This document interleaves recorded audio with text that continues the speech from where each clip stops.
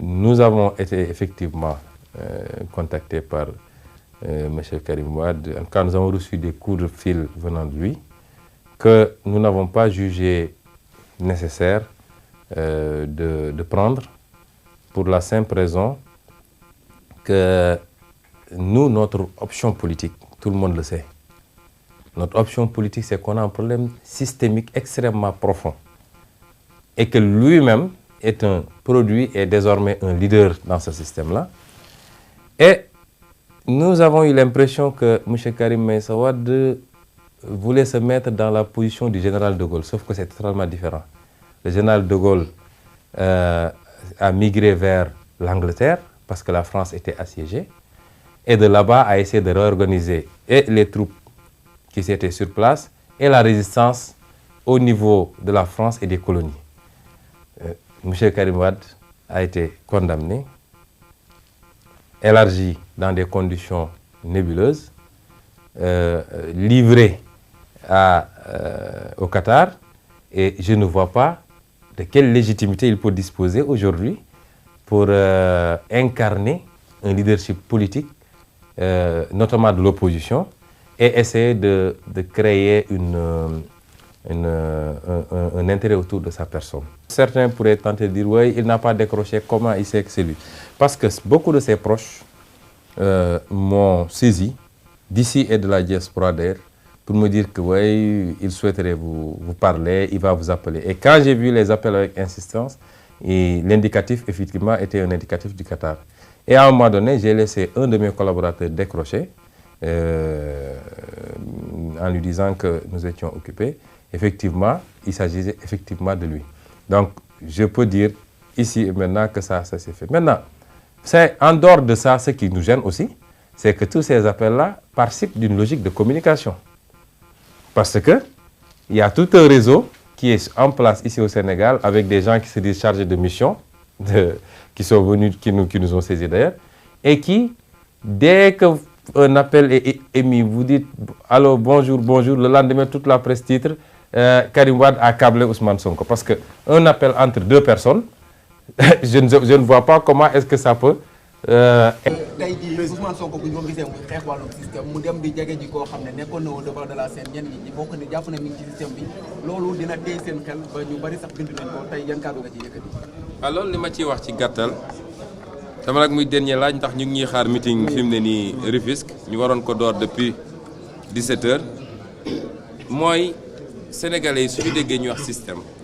bu ñu jàpp ni système bi ay nit mi mbirum nit la bu ñu personnaliser débat bi.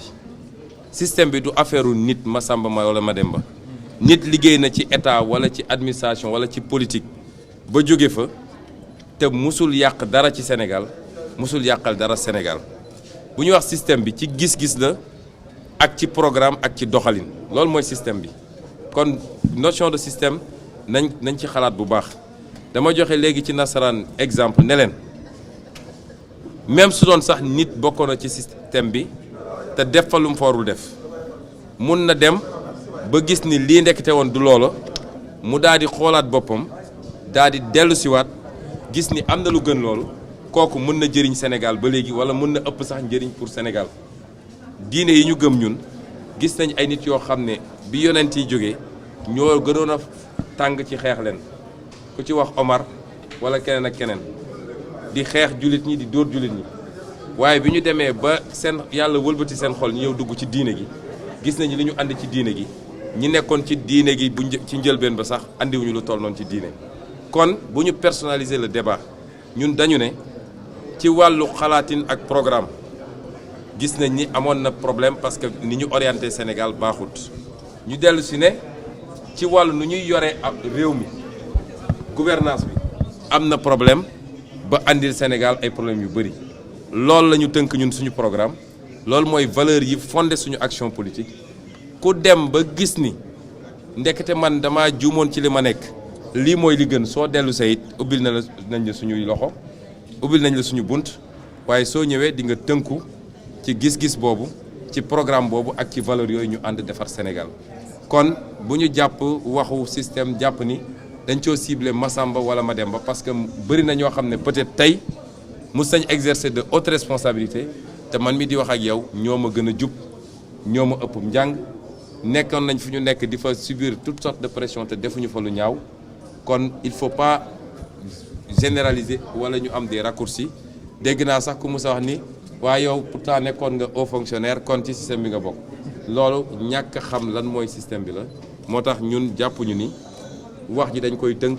ci lii nit bu yoroon réew sax yoroon ko ci anam boo xam ne baaxul boo demee ba toog lire programme Ousmane Sonko xool combat politique Ousmane Sonko nga ne ah man de damaa juumoon te gis naa lu gën li ma nekkoon damaa bëgg a jàpp ci lii parce que dina jëmale Sénégal ndax dañ ko naan cam demal déedéet kon ñun li ñu ëppal solo c'est pas les hommes les individus ñun on ne mène pas un combat contre ay nit li ñu ëppal solo mooy système bi nga xam ne ci doxalin ci xalaatin ak ci jëfin moo tënk Sénégal ba tax ñu 59 ans après ñu nekk ci 25 pays li gën a pauvre système boobu moom faw ñu soppi ko te loolu mooy suñu combat politique.